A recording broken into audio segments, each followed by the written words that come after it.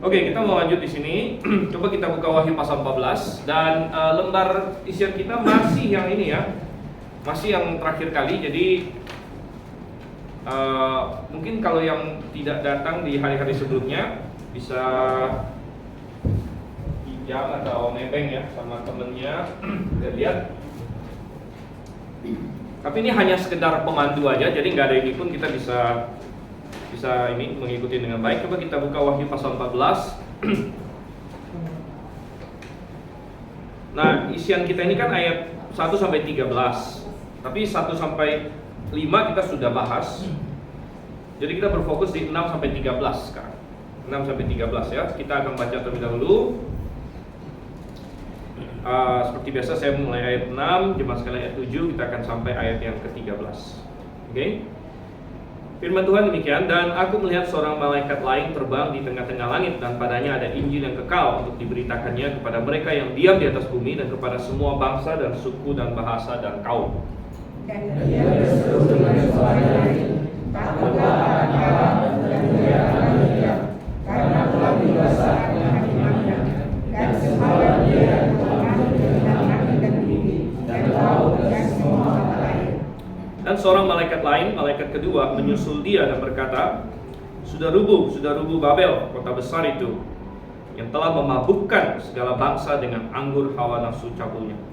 Dan seorang malaikat lain, malaikat ketiga, menyusul mereka dan berkata dengan suara nyaring, jikalau seorang menyebabkan datang dan panggilnya itu, dan menerima tanda-tandanya kepada tangannya, maka ia akan minum dari anggur murka Allah yang disediakan tanpa campuran dalam cawan murkanya.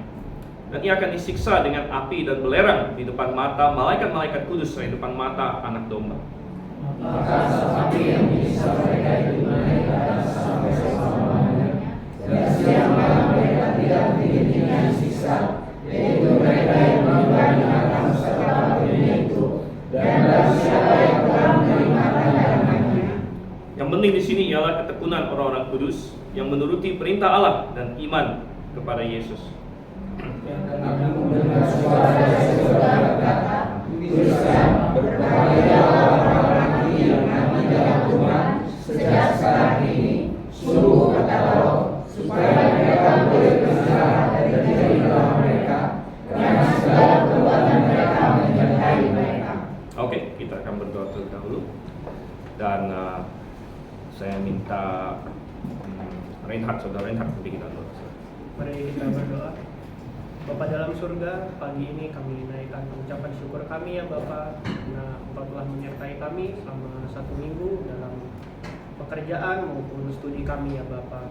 Dan di minggu yang baru ini kami ingin tetap menjalankan komitmen kami untuk berjemaat, bersekutu, untuk saling menguatkan satu dengan yang lainnya. Dan pagi ini kami ingin memulai dengan sekolah minggu dewasa. Kami ingin mempelajari sedikit dari kitab Wahyu. Mohon Kau yang pimpin, Kau yang tuntun dan berikan kami hikmat agar kami senantiasa mengenal kebenaran-Mu ya Bapa. Hanya di dalam nama Tuhan Yesus Kristus kami berdoa. Amin. Amin. Oke, baik. Dan kita akan saya akan sedikit kasih recap. Kita di pasal 14, dan pasal 14 ini semacam sisipan ya, dia belum melanjutkan kronologi. Kalau kronologinya kan gini, kalau kita tarik garis waktu, kita sekarang ini tahun 2023 ya, dan yang kita nantikan, yang kita tidak tahu kapan akan terjadi adalah apa? Pengangkatan atau disebut rapture ya, rapture atau pengangkatan. Nah, ini kapan terjadinya kita tidak tahu ya, bisa jadi 2023 juga gitu, bisa jadi tahun kita tidak tahu, atau tahun depan, atau entah kapan lagi kita tidak tahu ya. Tuhan bisa datang kapan saja. Nah, setelah pengangkatan akan ada satu masa jeda sebentar. Nah, habis itu adalah 7 tahun kesusahan ya. 7 tahun kesusahan yang dibagi menjadi 3,5 tahun pertama dan 3,5 tahun kedua. Dan di awal di sini akan muncul antikristus. Antikristus akan muncul, diperkenalkan. Nah, antikristus akan muncul. Dan itulah pembukaan meterai yang pertama. Maksudnya meterai pertama adalah kuda apa? Kuda warna putih. Kuda putih. kuda putih ini adalah si anti Kristus ini yang muncul, ya, yang muncul, dan dia berhasil menipu dunia sehingga dunia mengikuti dia, mengeluh-elukan dia. Dan pertama dia muncul sebagai manusia damai, walaupun dia gagal membawa damai, karena tidak ada yang bisa membawa damai sebenarnya di bumi. Karena setelah kuda putih ada kuda warna, masih ingat apa habis putih? Merah, yang adalah peperangan atas seluruh dunia. Dan karena peperangan ada kelaparan, yaitu kuda warna hitam. Dan karena ada peperangan dan kelaparan ada kuda warna hijau kuning adalah, masih ingat apa? Ada 4 kuda kan? Kuda putih, kuda merah, kuda hitam, kuda hijau kuning. Kuda putih adalah antikristus, merah adalah peperangan, hitam adalah kelaparan, hijau kuning adalah kematian. Ya, wah, ini hebat nih. Kalau udah ikut kelas ini udah kayak eksegesis lagi. Lebih jago dari mahasiswa nanti. Nah, mahasiswa yang ikut di sini juga lebih jago lagi nanti ya. Jadi kuda putih, kuda merah, kuda hitam, kuda hijau kuning, ini kan. Jadi dan ini memberitahu bahwa Tuhan membiarkan ini terjadi di masa tribulasi. Ya. Nah, antikristus tentu dia punya tujuan utama. Dia mau masuk ke dalam bait suci. Ya. Jadi di suatu masa di sini bait suci akan didirikan. Ya, dia mau masuk ke bait suci, kemudian mengangkat diri dan menjadi Allah, suruh semua orang menyembah dia. Itu tujuan utama dia. Tapi dia tidak bisa langsung begitu rupanya. Karena selama 3,5 tahun pertama Tuhan masih jaga bait suci melalui siapa yang jaga bait suci, masih ingat? Selama 3,5 tahun pertama dua orang saksi. Jadi selama 3,5 tahun ini ada 2 orang saksi yang melayani selama 3,5 tahun, yang menjaga bait suci. Nah, 2 saksi. Nah, tapi setelah masa pelayanan mereka selesai, 3,5 tahun selesai, Tuhan membiarkan 2 saksi ini mati dibunuh. Tuhan membiarkan 2 saksi ini mati dibunuh. Kemudian maka ketika 2 saksi ini mati dibunuh, berarti antikristus menguasai bait suci. Nah, jadi di pertengahan tribulasi inilah antikristus menguasai bait suci dan menuntut semua orang menyembah dia. Jadi istilahnya agenda antikristus akan benar-benar secara full mulai di sini. Ya, yaitu dia menyuruh semua orang menyembah dia setelah dia masuk dan menguasai bait suci di Yerusalem. Ya, jadi ini makanya 3,5 tahun terakhir ini khusus, jadi spesial. Kesusahan itu 7 tahun, tapi 3,5 tahun terakhir ini juga spesial. Karena disinilah antikristus. Nah, itu sudah diceritakan di pasal 13. Jadi kenapa saya cerita ini semua? Karena kita di pasal 14, jadi kita perlu ingat sedikit ceritanya apa sih di pasal 13. Ya, di pasal 13, antikristus digambarkan sebagai binatang yang keluar dari mana? Dari laut. Ya, antikristus digambarkan sebagai binatang yang keluar dari laut, ya, keluar dari bangsa-bangsa, dan dia akan menguasai dunia, dan dia akan memaksa semua orang dunia memakai tanda dia. Ya, memakai tanda dia di dahi atau di tangan kanan. Di dahi atau di tangan kanan memakai tanda dia, dan tandanya adalah namanya, ya, nama antikristus atau bilangan namanya. Nah, bilangan namanya ini adalah berapa? 6. Ini yang terkenal, orang bilang 666. Kita sudah sedikit bahas di sini ya, waktu di pasal 13 yang lalu. Nah, jadi ini akan menjadi periode waktu yang sangat keras, terutama bagi semua orang yang tidak mau tunduk sama antikristus, yang masih mau percaya sama Tuhan. Mereka akan dianiaya begitu rupa, dikejar-kejar, dan kesulitan bahkan untuk beli makan, untuk membeli apa-apa. Mereka kesulitan, dan mungkin harus pakai black market, orang bilang. Harus black market, itu pun ya mungkin susah. Jadi nah, karena antikristus begitu mencengkeram dunia, maka Tuhan kirim 3 malaikat di sini. 3 malaikat untuk memperingatkan manusia bahwa mungkin kalian berpikir bahwa wah, keadaan begitu sulit, udahlah saya nyerah aja lah, ikut antikristus saja. Tuhan memperingatkan, tidak, hati-hati. Kamu harus tahu, harus lebih takut siapa? Nah, takut antikristus atau takut Tuhan. Jadi Tuhan kasih pilihan di situ, dan itu yang sudah sedikit kita bahas. Kalau kita perhatikan lagi ke ayat yang ke-6, ya, saya bacakan lagi sini. Dan aku melihat seorang malaikat lain terbang di tengah langit. Saya nggak akan panjang lebar lagi, ini sudah minggu lalu kita satu sesi cuma di ayat 6 dan 7 aja sini ya. Padanya ada Injil yang kekal untuk diberitakannya kepada mereka yang diam di atas bumi dan kepada semua bangsa dan suku dan bahasa dan kaum. Dan ia berseru dengan suara nyaring, takutlah akan Allah dan muliakanlah Dia.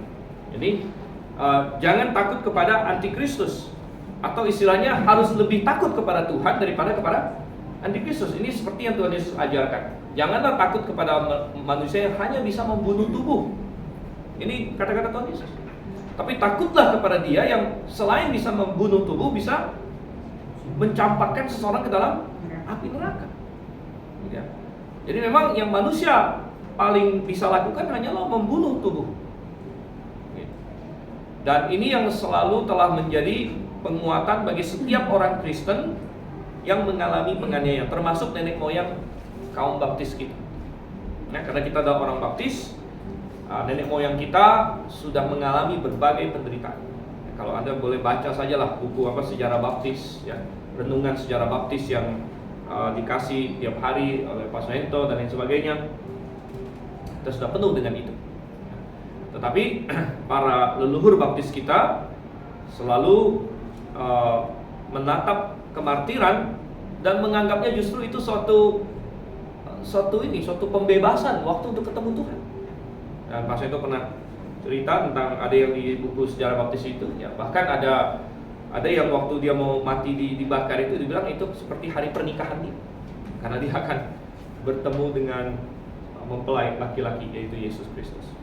Ya. Nah, jadi takutlah akan Allah, ya, lihat ayat 7 situ, takutlah akan Allah dan muliakanlah Dia, karena telah tiba saat penghakimannya, dan sembahlah Dia yang telah menjadikan langit dan bumi dan laut dan semua mata air. Jadi penekanan di sini adalah bahwa Allah adalah pencipta. Minggu lalu kita habiskan begitu banyak waktu untuk bicara soal Injil, kan, Injil yang kekal, karena ada istilah Injil yang kekal di sini. Dan kita sudah bilang bahwa Injil itu sudah dimulai sejak Injil pertama kali disebutkan di ayat mana itu? Yang disebut Evangelium. Itu Kejadian pasal 3 ayat 15. Di mana Tuhan berjanji bahwa keturunan perempuan, yaitu Yesus Kristus, akan meremukkan kepala ular, namun ular akan meremukkan tumitnya. Jadi Injil yang kekal hanya di sini. Tetapi terkandung di dalam Injil, ya, dan ini yang sering dilupakan, adalah asumsi dasar dan pengajaran dasar bahwa Allah adalah pencipta. Makanya dikatakan di situ dalam Injil yang kekal di sini, sembahlah Dia yang telah menjadikan langit dan bumi dan laut dan semua mata air.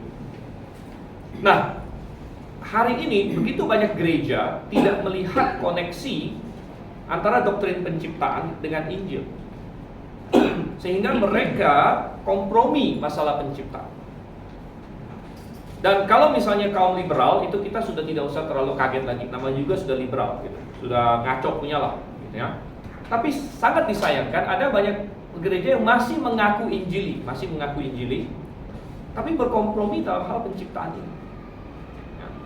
Sehingga karena mereka berkompromi, karena mereka berpikir bahwa pastilah para ilmuwan, para saintis itu benar bahwa alam semesta kita ini sekitar 15 miliar tahun. Alam semesta kita sudah berumur 15 miliar tahun. Kemudian bumi kita berusia 5 miliar tahun. Nah, ini alam semesta, ini bumi katanya. Jadi bumi sudah ada dari 5 miliar tahun yang lalu. Dan manusia pelan-pelan muncul melalui proses evolusi dan lain sebagainya. Dan begitu banyak gereja berkompromi dan menganggap ini oke. Yang penting saya tetap memberitakan tentang Yesus. Jadi asal saya tetap memberitakan tentang Yesus, maka saya kompromi mengenai masalah ini boleh. Dan mereka bilang bahwa intinya mereka ingin berkata, apa yang tertulis dalam kitab Kejadian, karena di mana tercatat Allah menciptakan, itu kitab Kejadian. Ya bukan hanya di Kejadian, tapi paling jelas di Kejadian. Dan kitab Kejadian bisa salah, tapi Matius, Injil Matius, Markus, Lukas, Yohanes yang adalah Injil yang bicara soal Yesus Kristus itu benar. Tapi kompromi seperti ini tidak bisa bertahan, karena orang-orang muda segera menangkap, loh, kenapa kamu anggap yang ini benar sedangkan yang ini salah. Kalau yang ini salah, maka yang ini juga bisa salah. Sehingga akhirnya membuka kepada serangan-serangan terhadap Injil itu sendiri, terhadap Yesus. Dan tidak heran bahwa mereka yang meragukan penciptaan, ujung-ujungnya meragukan Yesus.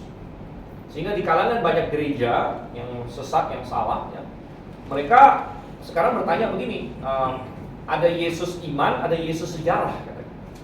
Pernah dengar ya? Yesus iman, Yesus sejarah.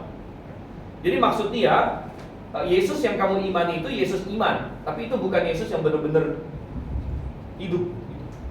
Yang Yesus yang sejarah itu cuma manusia biasa, yang mungkin seorang rabi, tapi kemudian dibesar-besarkan oleh mitos menjadi Yesus iman. Jadi segala mukjizat-mukjizat Yesus misalnya, itu adalah hasil cerita. Seperti orang ketemu cacing, lama-lama jadi ketemu ular, lama-lama jadi ketemu naga, kan? Sering dikarikaturkan begitu. Kalau kamu terjadi sesuatu, diceritakan, dibumbu-bumbui lah gitu. Nah itu mukjizat-mukjizat Yesus seperti itu. Nah itu adalah Yesus iman. Sedangkan Yesus yang ini Yesus sejarah katanya. Jadi mereka membedakan Yesus sejarah dengan Yesus iman. Nah, kenapa mereka bisa begitu? Ya, dasarnya saja sudah diruntuhkan gitu. Kalau kamu tidak percaya Allah menciptakan, atau saya balik lagi ini, kalau kamu percaya Allah menciptakan, maka apa susahnya bagi Allah untuk melakukan semua mukjizat yang Yesus lakukan? Tapi kalau kamu tidak percaya Allah menciptakan, maka akan sulit untuk percayai Yesus berjalan di atas air, Yesus menenangkan badai, Yesus bangkit dari antara orang mati. Akan sulit dipercayai, kan? Makanya terkandung di dalam Injil sebenarnya, makanya kenapa ada Injil yang kekal di sini, ayat yang ke-7, Injil yang kekal. Kenapa bicara soal menciptakan? Sembahlah Dia yang telah menjadikan langit dan bumi dan laut dan semua mata air. Ya, jadi ini adalah tantangan zaman sekarang ini. Tantangan zaman sekarang. Dan kalau Anda pergi ke environment akademia, ya, terutama di Barat ya, di lingkungan akademia, kalau kamu bilang saya percaya penciptaan, kamu akan ditertawakan dan langsung dianggap inilah. Dan karir kamu akan habis gitu istilahnya. Kamu misalnya seorang profesor di tempat terkenal lah, universitas besar apapun di dunia ini, di dunia Barat. Lalu kamu dengan open berkata saya percaya Allah menciptakan langit dan bumi dan sebagainya dalam 6 hari, ya, karir Anda tamat. Karir Anda tamat. Dan itu adalah suatu bentuk penganiayaan. Suatu bentuk penganiayaan karena ya, tapi kadang-kadang ya kita, apa yang harus dilakukan oleh orang Kristen, kan? Entah kita berkompromi atau kita tetap maju dalam kebenaran. Tetapi sebenarnya dari segi sains, orang Kristen yang Alkitabiah sudah melakukan terobosan yang begitu hebat, sehingga sekarang ada banyak institusi yang Kristen yang sudah melakukan sains dan sudah membantah. Bahkan 100 tahun lalu orang Kristen tidak punya banyak sainsnya, jadi kita harus berdasarkan iman saja bertahan. Tapi sekarang sebenarnya sudah semakin banyak bukti bahwa semua yang diomongkan ini 15 miliar tahun, 5 miliar tahun itu semuanya adalah nonsense. Dan kita punya semakin banyak bukti-bukti sains bahkan tentang masalah itu.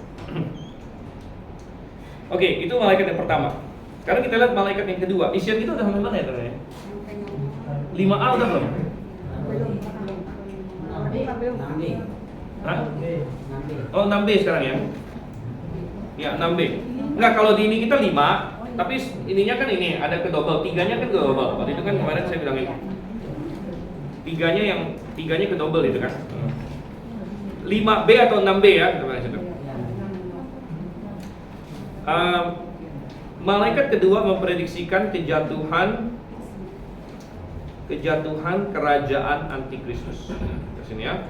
Kejatuhan kerajaan antikristus. Nah, ini yang dikatakan di ayat yang ke-8.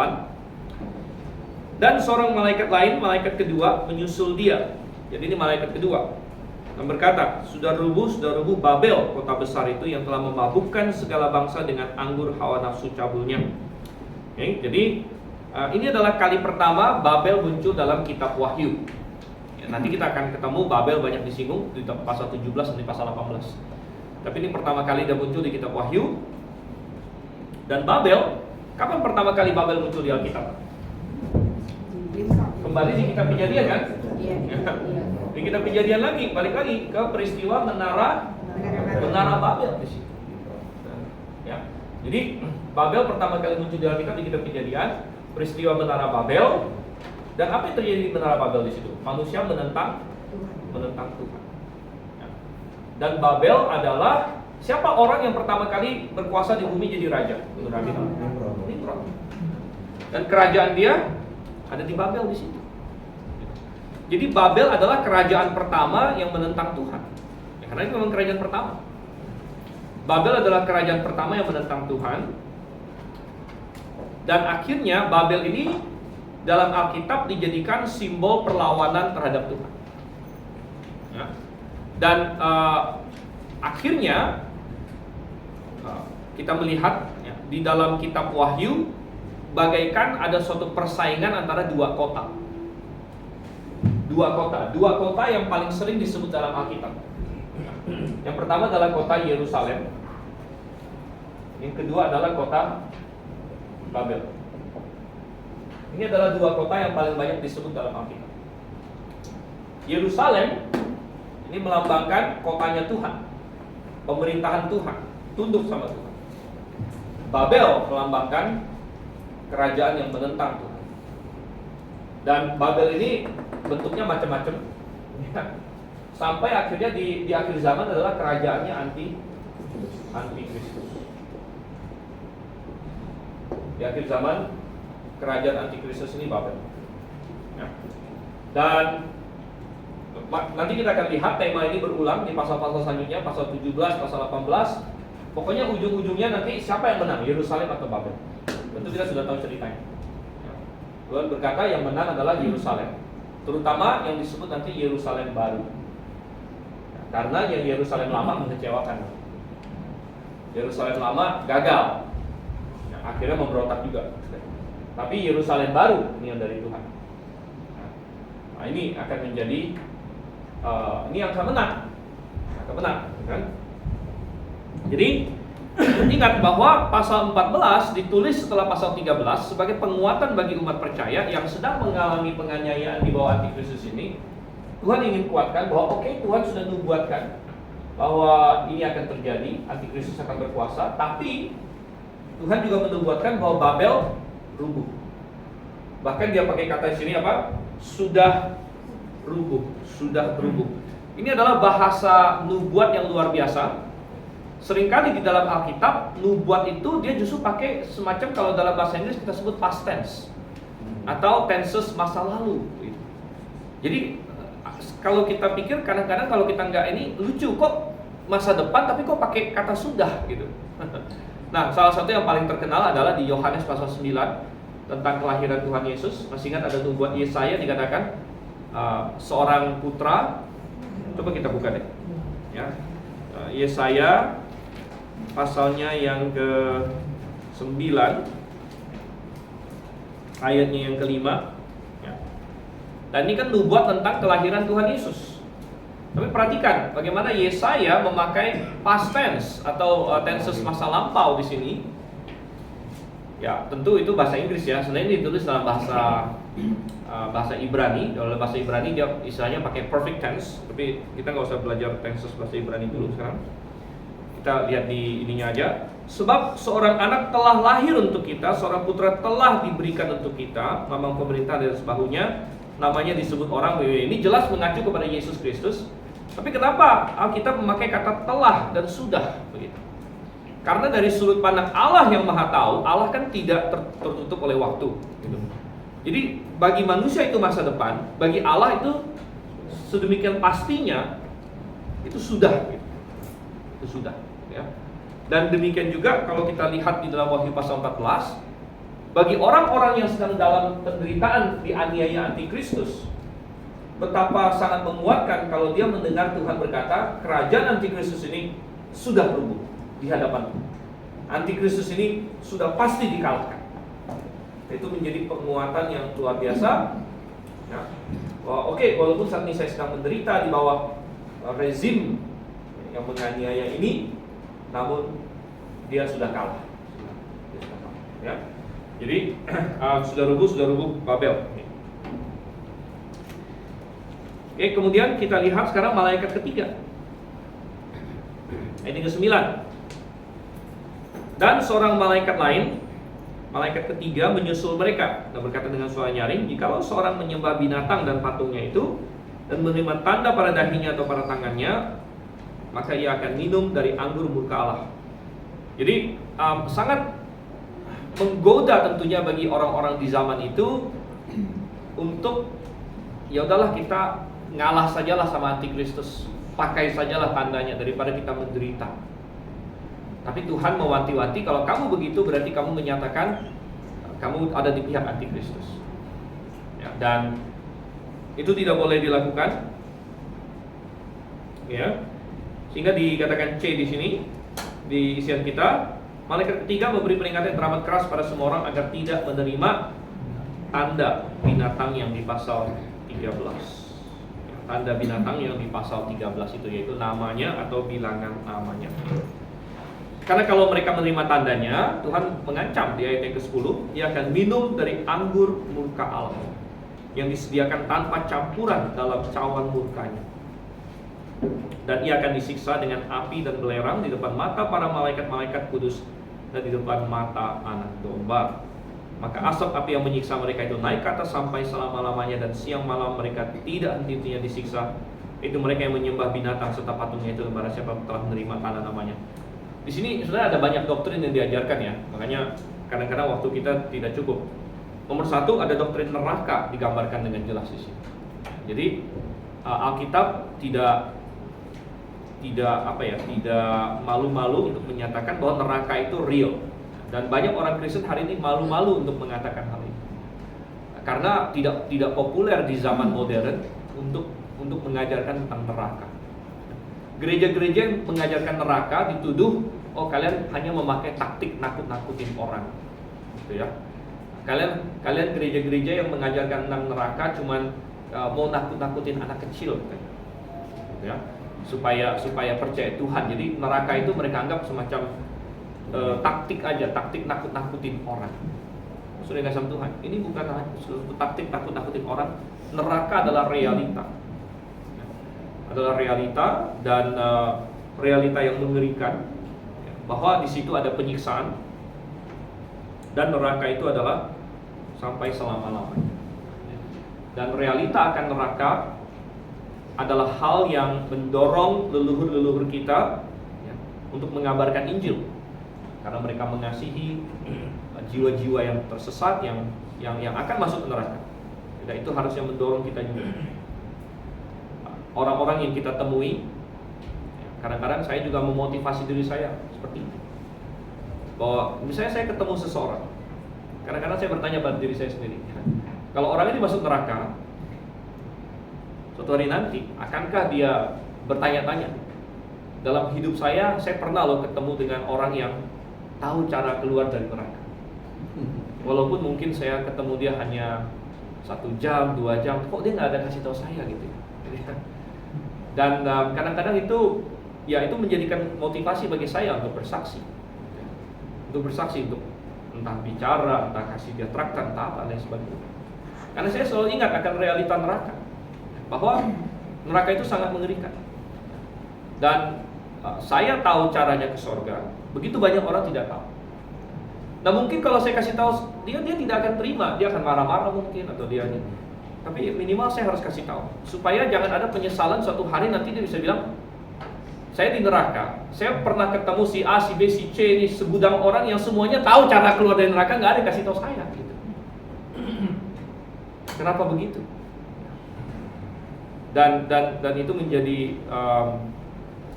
sesuatu yang perlu kita pikirkan. Itu menjadi motivasi kita untuk bersaksi bagi Tuhan. Oke, itu ada doktrin tentang neraka di sini, sangat luar biasa sekali. Nah, selain itu saya ingin garis bawahi juga ada suatu istilah atau ilustrasi yang Tuhan pakai luar biasa di sini, yaitu minum dari anggur murka Allah. Di ayat 10 ya. Minum dari anggur murka Allah disediakan tanpa campuran dalam cawan murkanya. Jadi rupanya penghakiman Tuhan itu sering digambarkan seperti kasih orang minum anggur. Ya.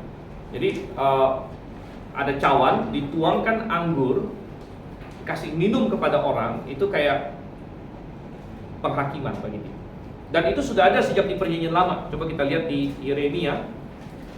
Kita buka dalam Yeremia pasalnya yang ke-25.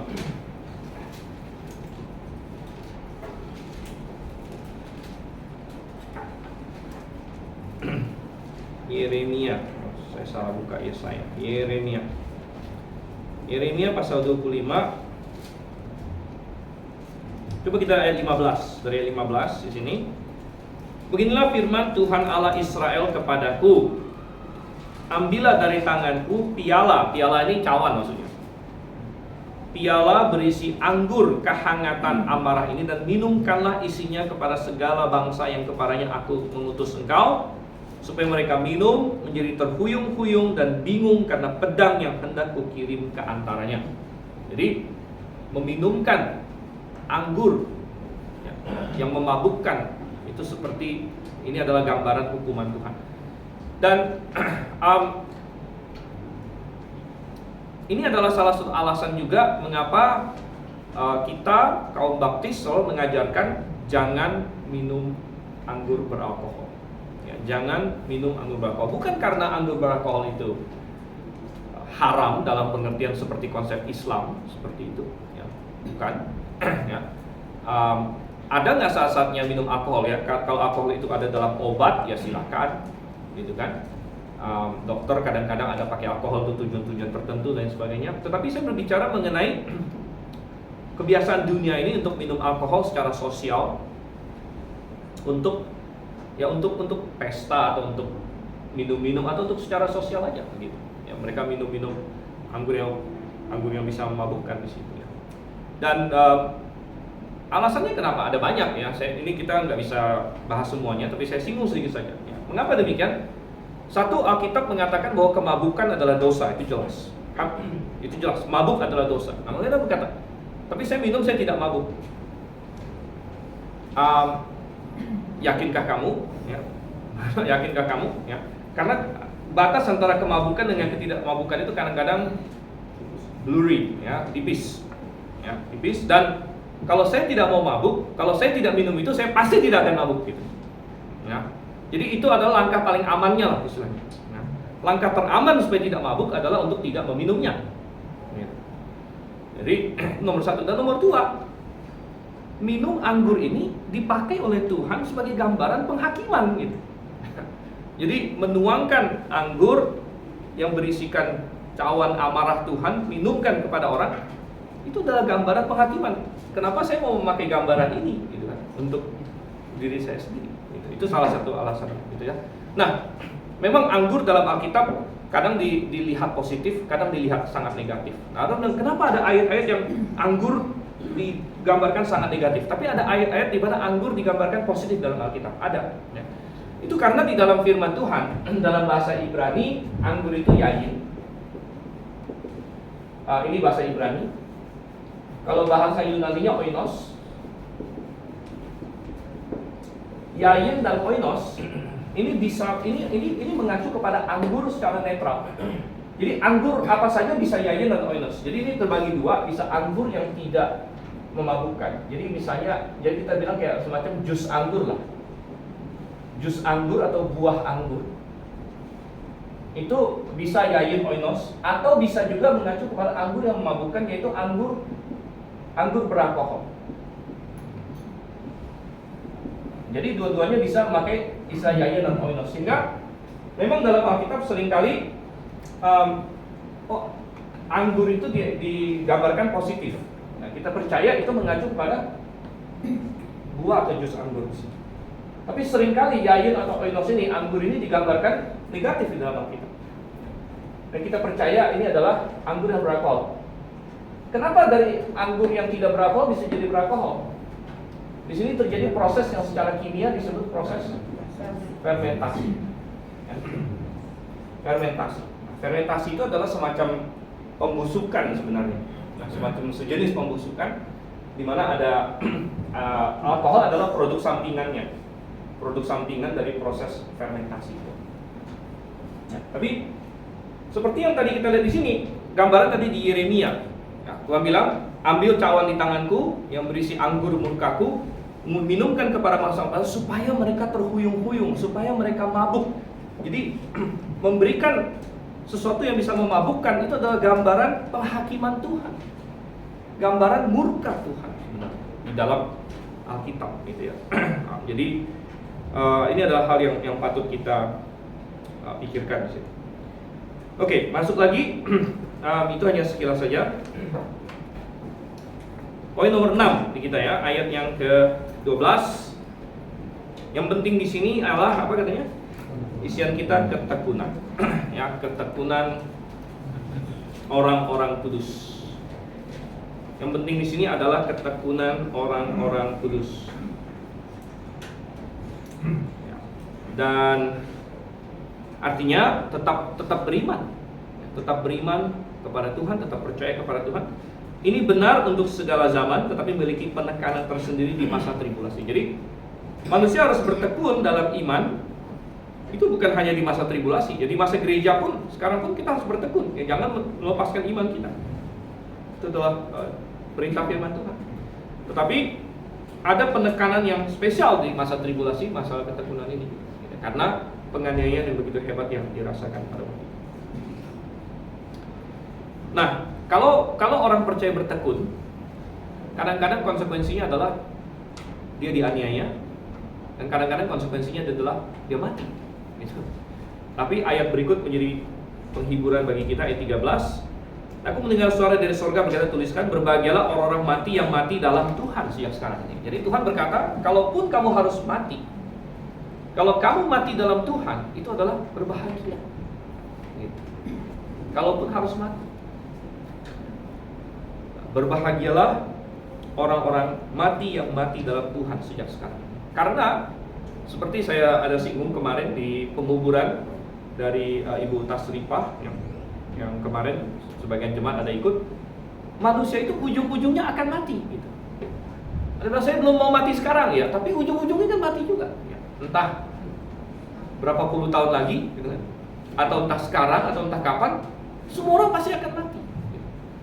Yang penting adalah matinya bagaimana. Nah, kalau Anda mati di dalam Tuhan, maka itu berbahagia. Itu adalah berbahagia. Pasal ini menekankan realita kehidupan sekaligus kematian. Ya, realita kehidupan sekaligus kematian. Oke, semua orang pasti mati. Tapi katakan gini, kenapa berbahagia orang yang mati dalam Tuhan? Sungguh kata Roh, supaya mereka boleh beristirahat dari jerih lelah mereka, karena segala perbuatan mereka menyertai mereka. Segala perbuatan mereka menyertai mereka. Masuk surga atau neraka tidak berdasarkan perbuatan, melainkan iman. Tetapi perbuatan akan mengikuti, baik ke neraka atau ke surga. Jadi perbuatan kita bukan disamakan karena perbuatan, tapi perbuatan mengikuti. Perbuatan mengikuti. Jadi kita beriman, ya. Iman ini yang menyelamatkan, bukan perbuatan. Jadi ada orang yang pernah berkata begini, yang menyelamatkan seseorang itu hanya iman saja. Tapi iman yang benar tidak pernah sendirian. Iman yang benar selalu akan diikuti oleh perbuatan. Jadi bukan perbuatannya yang menyelamatkan, tapi imannya. Tapi iman ini diikuti oleh perbuatan. Dan apa yang kita lakukan itu akan mengikuti kita di sorga, di neraka kalau bagi yang tidak beriman, perbuatan-perbuatannya akan menghakimi dia. Dan di sorga, perbuatan-perbuatan kita akan mengikuti kita, menyertai kita, memberikan kita pahala di hadapan Tuhan. Ya, Pak Simjon. Saya mau nanya Pak, dalam artian perbuatan itu untuk mendapatkan hadiah dari hasil perbuatan kita dengan iman yang benar. Benar. Pertanyaannya apa? Pertanyaannya, apakah dengan kita beriman dengan baik dan perbuatan kita juga selaras dengan iman kita, apa yang terdapat dalam iman Tuhan, otomatis hadiah yang akan Tuhan berikan itu berbeda-beda dengan setiap individu yang setiap orang. Benar. Ya, hadiah kita tidak sama semuanya. Hadiah kita beda-beda. Ya. Kan Tuhan pernah kasih umpama, ada orang yang Tuhan percayakan berapa talenta, berapa mina, gitu kan? Lalu apa yang kita perbuat dengan apa yang Tuhan percayakan kepada kita, dan Tuhan akan kasih kita hadiah sesuai dengan itu. Tapi memang Tuhan ada prinsip juga, kepada barang siapa banyak diberi, banyak akan dituntut. Makanya kalau Tuhan kasih 5 talenta, makanya di perumpamaan itu kan yang dikasih 5 talenta, dia hasilkan 5 talenta lagi. Banyak diberi, banyak di. Ada yang dikasih 2 talenta, ya, dia hasilkan 2 talenta, ya Tuhan juga puji dia. Bagus. Ya. Jadi kita nggak usah membanding-bandingkan diri dengan orang lain memang. Ya, orang lain itu kita anggap teladan sih nggak apa-apa. Tapi masing-masing berdiri dengan sendirinya di hadapan Tuhan. Ya, Pak, terakhir. Kan kita ada surga neraka. Ya. Orang yang tidak percaya Tuhan masuk neraka, disiksa oleh iblis juga. Bukan oleh iblis, Pak. Oleh Tuhan. Oleh api neraka itu. Oleh api neraka. Tapi di situ kan berarti ada kehidupan di neraka ya. Ada. Cuman tersiksa terus gitu. Ya. Itu gambaran Alkitab. Gambaran. Ya, saya belum pernah ke neraka, jadi saya nggak bisa kasih laporan yang lebih lengkap gitu ya. Kadang-kadang Saya tidak bisa kasih laporan yang lebih lengkap, tapi menurut gambaran Alkitab terus gitu. ada seperti itu. Saya hanya bisa tahu dari yang Alkitab katakan. Kenapa nggak Tuhan lenyapkan saja gitu loh? Ya itu kita perlu tanya Tuhan. Ya. Kalau maunya saya juga mungkin seperti itu. Berarti Tapi hidup tapi sengsara. Ya. Benar. Ya. Oke, kita berdoa. Kita Pak Jaya kita berdoa. Mari kita berdoa. Bapak Surgawi, mengucap syukur, terima kasih untuk kesempatan mengajar kami pagi ini.